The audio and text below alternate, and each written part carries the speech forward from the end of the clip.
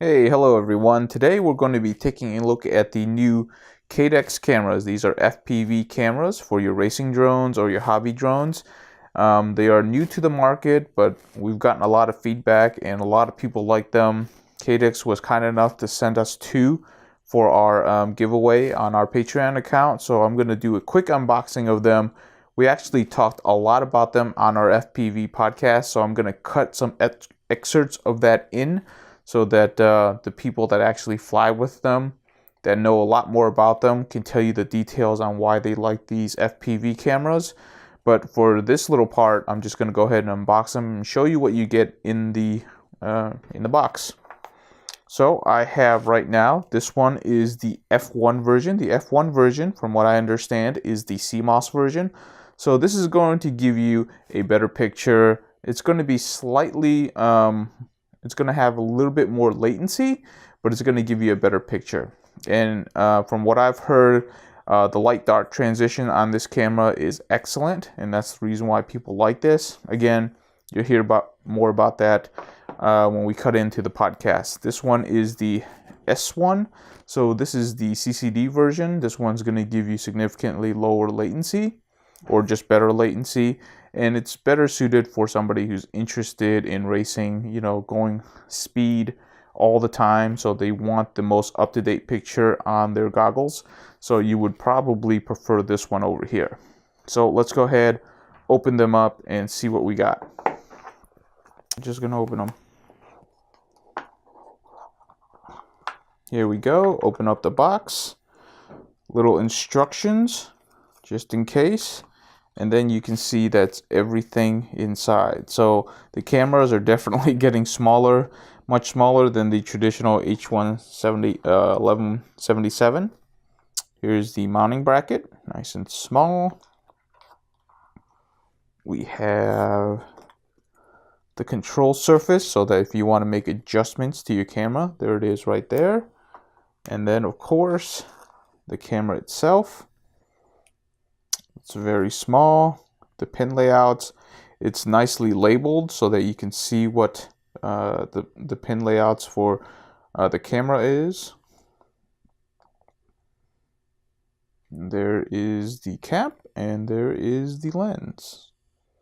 Looks pretty good. What else do we have in here? Alrighty, I'm not going to open this up because we are giving this away, but it looks like there's plenty of different types of cables for you to connect to this FPV camera, so that if you have different types of setups for your VTX, you're probably going to find one of these wires that's going to work for you.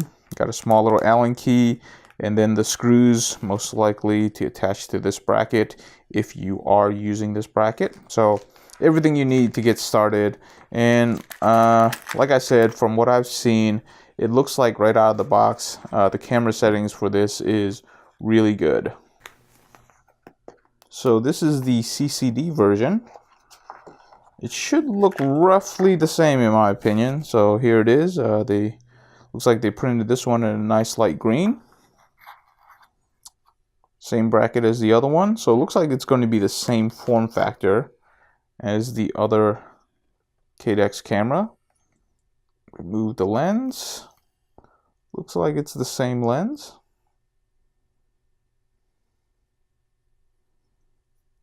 In the back, looks like it's the same, just a different sensor that's coming along with this camera. We have the same control surface, so that if you need to make adjustments, it's definitely there for you, which a lot of people do. And then it looks like the same type of bag for this one. Yep, there you go, and that's the same type of bag. So what I'm going to do is I'm going to cut in the conversation from our FPV podcast about these two cameras, and that'll give you a better idea of what you're going to be looking at when you buy one of these cameras. I talked to Jason. Jason told me about the Caddx camera, the size, the color, crisp, the response time. I was like, yeah, I want to get one of those. And I did. And I can tell you, as a person who flies every day, and I've had pretty much almost every camera on the market, almost. These things are just great. Like Oh yeah. that, the S1, I got to ride around. I got an SDR one, and it's mind blowing. Like I literally tell people, when you think that your camera should go to black and white, it's still showing color. Well, their low light capacity is what I'm so impressed with. That when you go from lots of light to low light, Right. whether it's even going from nighttime to daytime, but even going Like from that. Even going from like coming over the top of trees and then the sun's right there, and the way that flashes, it's so fast at its response. The lens, I think it's their lens technology. Honestly, at the end of the day, when we talk about cameras, a lot of people always talk about GoPros and why we use GoPro lenses on a lot of our run cams or Fox ears. You'll buy a GoPro lens off Amazon, you'll put it on there, that much better video from the sensor.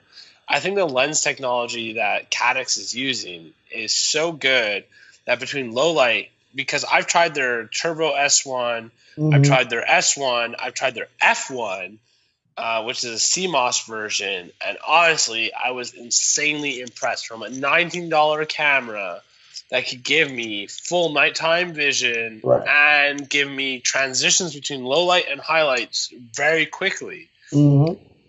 And honestly, you know what? I'm a guy who flies sky zones. So I fly 16:9.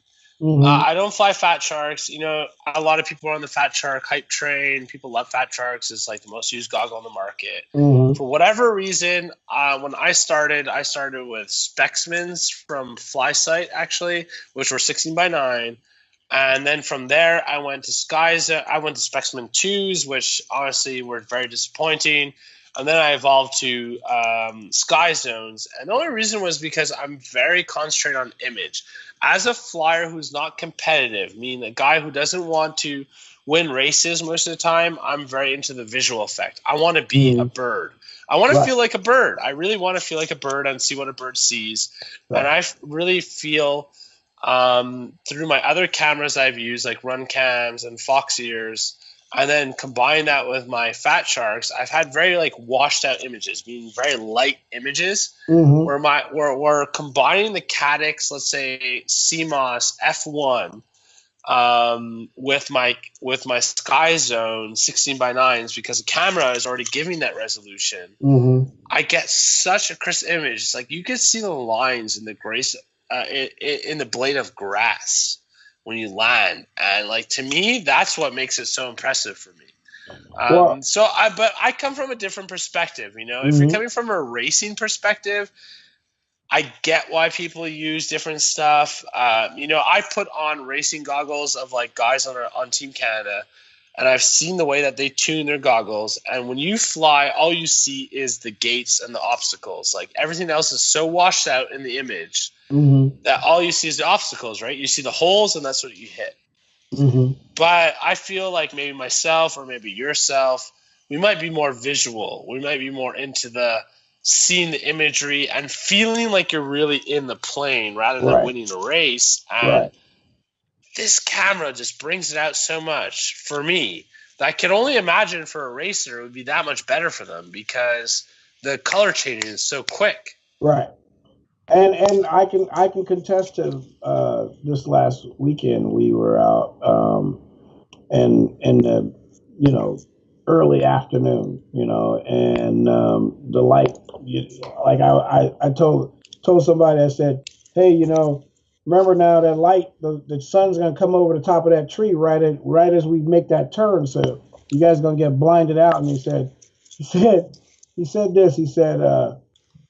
that's not gonna bother you. I said, no, I got the right camera.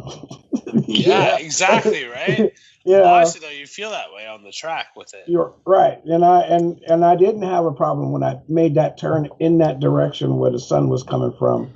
It didn't wash out. I didn't get the flare that you get with some of the other cameras. You get that, and then that like white out. You get a white out, and then it snapped back to color, right? Right. That split second means a lot when you're on a tight track or if you're on a tight course or something like that. I can only imagine for a racer, right? Like we're flying just having fun and kind of going around, and looking at visuals, but imagine a racer is coming on a track and he hits a gate and the sun is low. He would love for himself to see the next gate instead of just a flash of light. And I think that's where they come in. I think other cameras have those capabilities, but the settings of the Caddx combined with their lens, I think just gives that by default. Meaning, like, if you're a new drone user, you're someone who's just starting in this industry, you know nothing about tuning, you know nothing about imagery, you know nothing about photography, you know nothing about anything, but you want to fly a drone. This camera gives you the best default settings. Yeah, I think. I will because agree with that. Because you've flown probably like the Rotor Riot version of the Run Cam.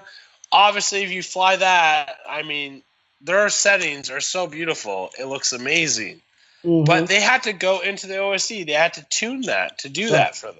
And it takes time. This camera is what? It was $39.99 out of the box. The Turbo S1, I think, is $39.99 out of the box, and fully tuned for full day and night. And that's what I like about them. No, and from what I know personally, night day flight too. Go ahead, why? What you got to say?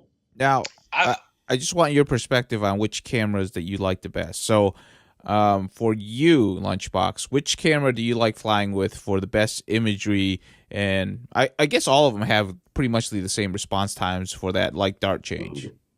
So I've been personally, now that I've been flying and testing these Caddx, I've been personally selling off the what I have left of my run cams and of my other cameras, just because I actually really do enjoy these cameras that much that default out of the box. I mean, like run cam, I love their camera, but if I want it to do what I like to do, which means flying mostly at dusk, which means the end of your day, the end of your work day, you go fly, you have light, and then you're going to have dark pretty soon.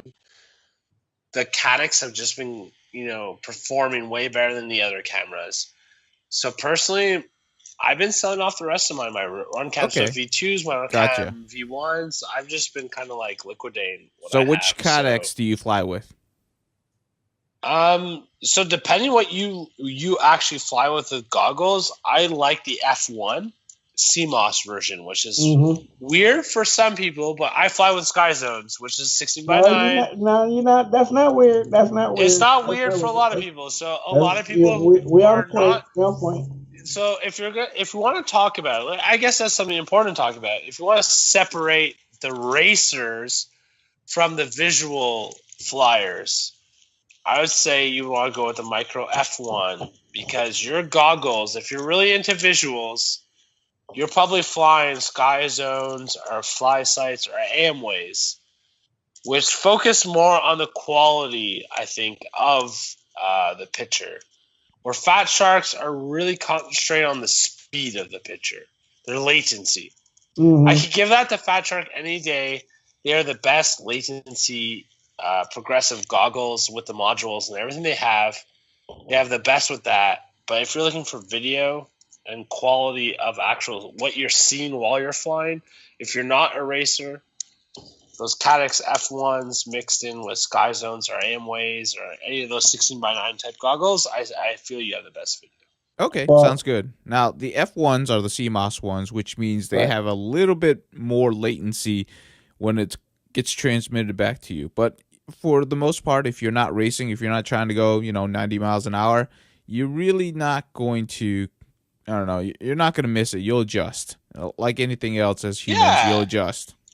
And if you're racing, you have that Turbo S1 or Turbo Micro S1 from Caddx that are for racing, which means I've tried those and they're beautiful image. They work just as well. And if you're racing, I can see why those would be more compatible for you. Definitely. All right. So, Elvin, what about you? Favorite cam, or what do you use? Well, right now I have the Turbo F1s, and I have the SDR one. I have two of those now, and they're multiplying. In the neighborhood. They're taking up their own spots over here. Anyway, but I like the CMOS one because the light handling capabilities, super quick, super responsive when for light. Because Lunchbox was talking about flying at dusk. I do a lot of that. Yep, end of your day, right? CMOS cameras. One of the things that I remember from back in the day is CMOS cameras handle the transition between light and dark faster. And so like you can get that snap. The processing of the CMOS is for light emission, right? Usually CMOS is an IR camera, which means it's infrared, so you can usually see better in close to dark or after dark with a CMOS camera. CCD, you're going to see better through the day, and usually Better the problem transition. the problem usually with CCD is the processing time. Well, with the S1 or the SDR1, they've cut the latency down. So, like, if you want to race, like to me, the SDR1 or the S1 is going to be your best benefit because your latency you need to be as low latency when you're racing and you're trying to haul ass around gates. Oh yeah. And you're making transitions and you're making changes.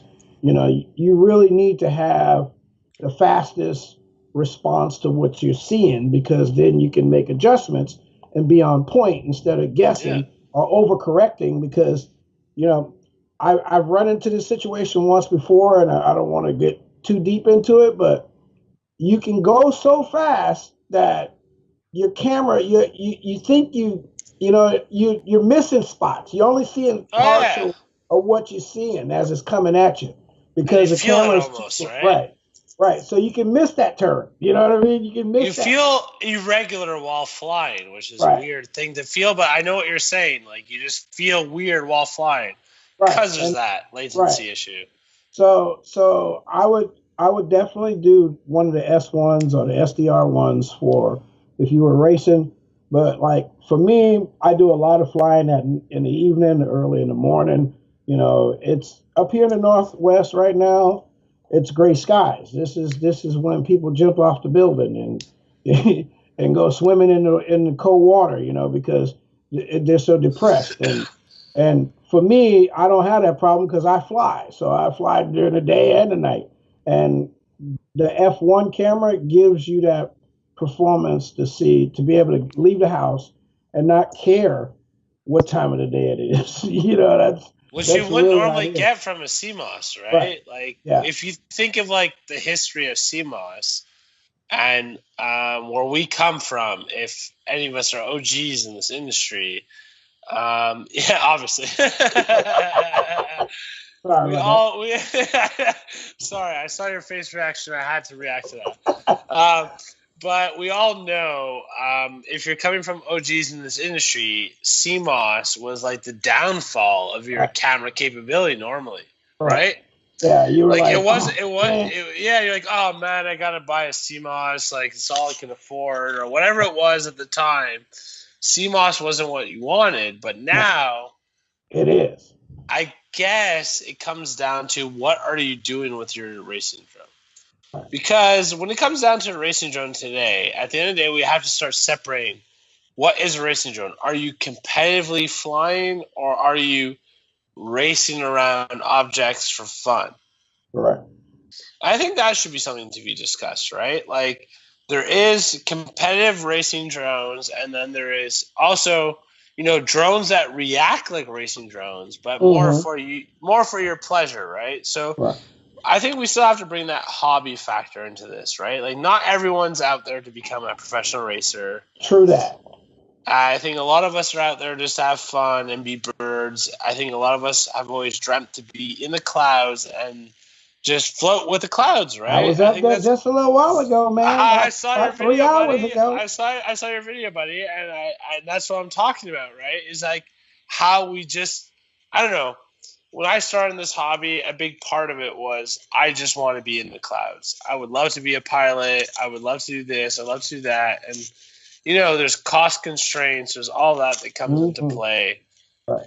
So what do you want to use to make you fly in the clouds the best? And when we come down to it, when we come to an average user, I think a lot of companies are hitting the mark on what the average user uses and what a competitor uses. So a lot of companies are pushing that threshold of like, what is the best ESC? What is the best camera? What is the best this? What is the best that? But at the other end is, what visually do most of your clients want to see when they first start flying because they're new to this game? And I think today we have a lot of that technology coming into play compared to what we all were playing with 40 years ago.